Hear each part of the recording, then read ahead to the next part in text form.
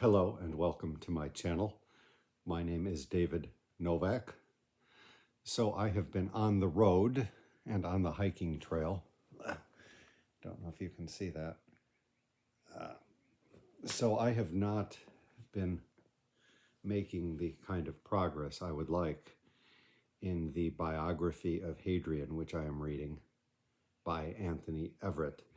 I'm closing in, and depending on what kind of time I can put in the next couple of days, I hope to close the covers on this. I don't know if this is visible.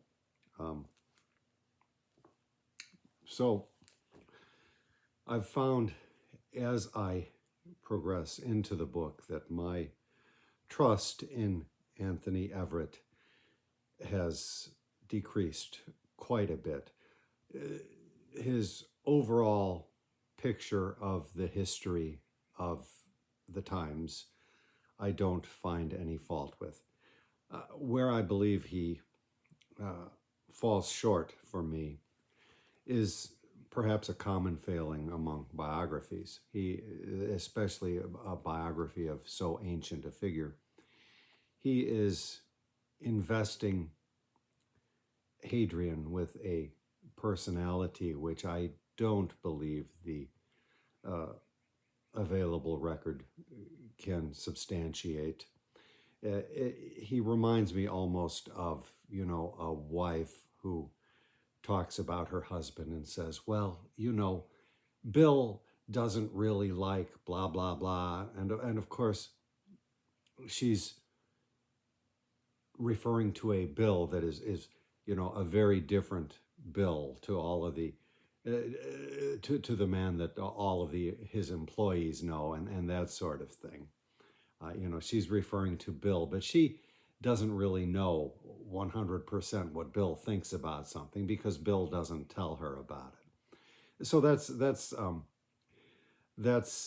sort of the tone that Anthony Everitt seems to take. Like he's really explaining to you the true Hadrian, but you get the sense that he doesn't really know, any more than what the available evidence substantiates.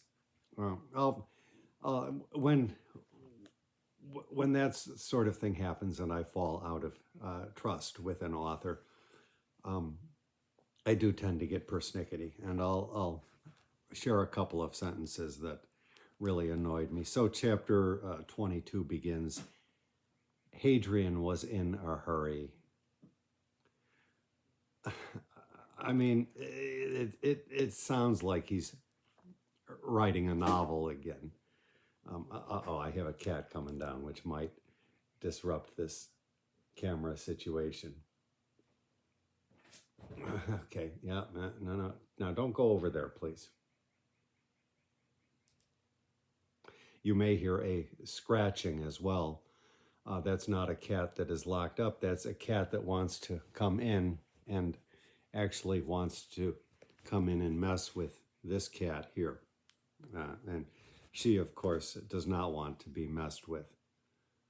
We'll see if this does anything. So, yeah, Hadrian was in a hurry. What was something else that kind of annoyed me? I don't really have genuine bookmarks in here. I just stuffed some napkins and no, it's not there. Ding dang it, as they say. I'm sorry to waste your time with this, but I thought I had it. Okay, here it is. It's the other napkin.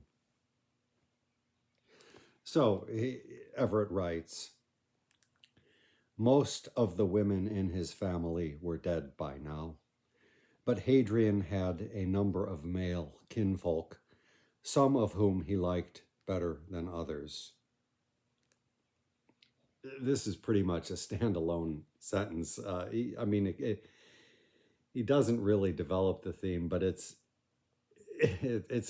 sort of an absurd just waste of space. You get the sense that he's struggling hard to fill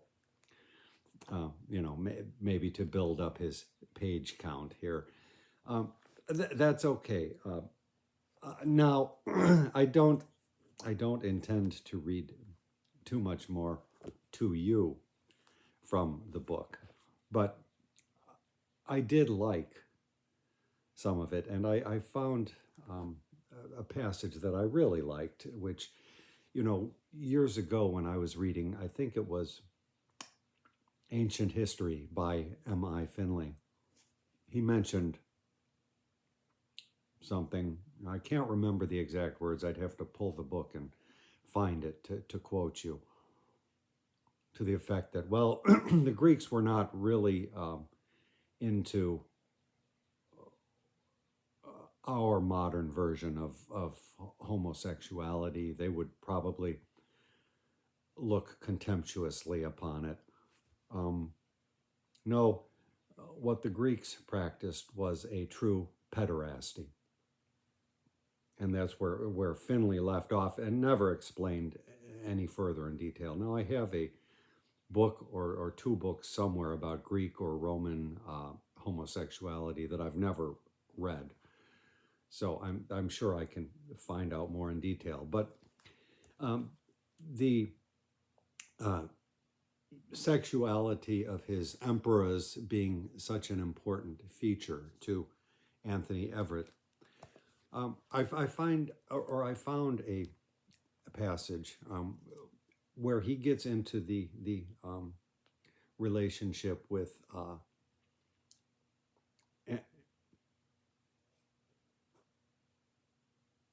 what's his name? The Bithynian boy is the name of the chapter, Antinous. And I really gather, despite all of his suggestions, his implications of more happening around the edges of the words that he puts on his page, I truly believe that here again there's very little actual substantive detail about this young man, or even about their relationship. That's not to say that, some hanky-panky or what have you didn't go on, but he's trying to build a case. And so I can see where some of the criticisms I've read about Anthony Everitt come into play and do seem to hold water. However,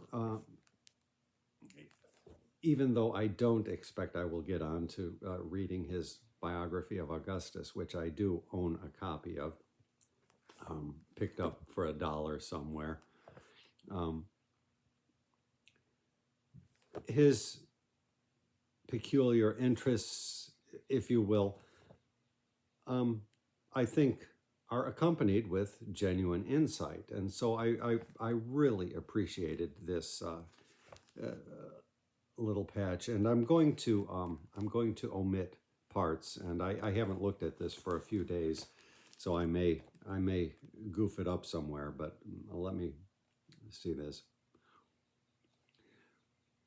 Whatever the details of the boy's origins and social status, the overwhelming fact is that Hadrian fell in love with Antinous. The relationship was to color the rest of their lives. But what did falling in love, and for that matter in lust, mean for an elite citizen in the Roman Empire? Something very different from our ideas today. Sex did not have the attributes of sin and guilt that Christianity brought to it. Most people in the ancient world found making love to be, in principle, an innocent, or at least an innocuous, pleasure.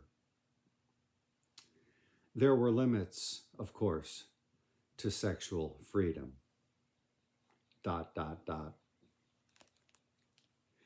Sex with Roman citizens outside marriage was beyond the pale, for not even the shadow of a doubt could be allowed to fall across a citizen's paternity. Slaves and foreigners of either gender, though, were fair game.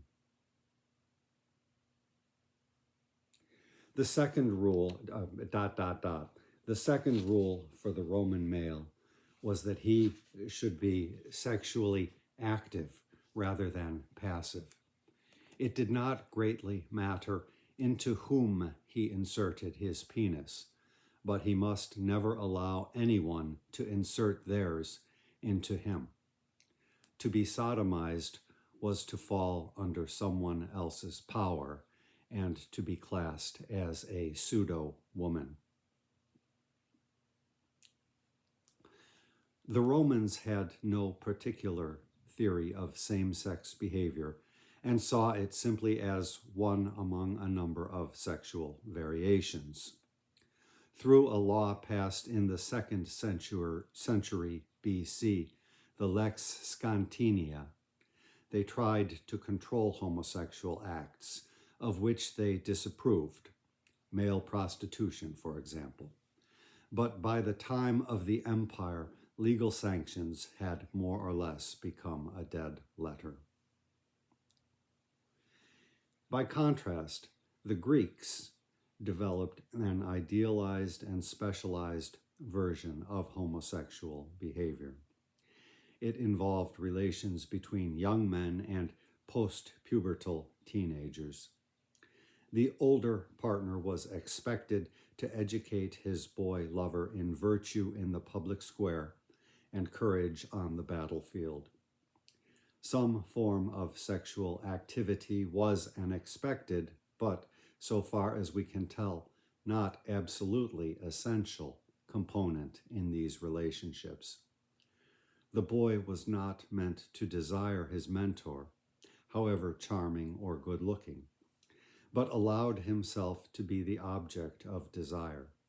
Provided discretion was exercised, he might even agree to being sodomized, whether intercrurally or rectally.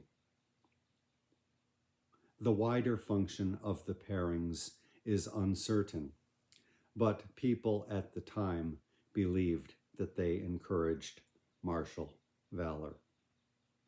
Also, just as marriage was a useful means of uniting families, so these love affairs facilitated the creation of informal networks of political alliances.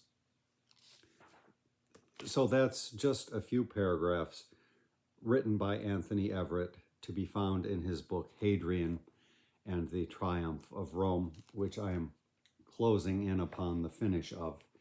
And despite my reservations, still enjoying. I will not give you any more excerpts, I expect, unless something stunning happens.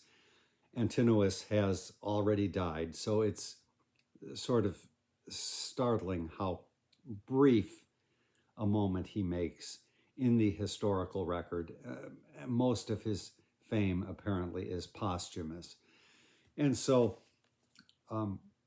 this book, the one that I read previous, the Memoirs of Hadrian, a fictionalized autobiography, are building themselves upon a very slim structure of fact and conjecture. I may actually prefer the book by Madeleine Yourcenar to the biography by Anthony Everitt, although, as I have said, this is making me really get a sense of the period of time in which Hadrian was living.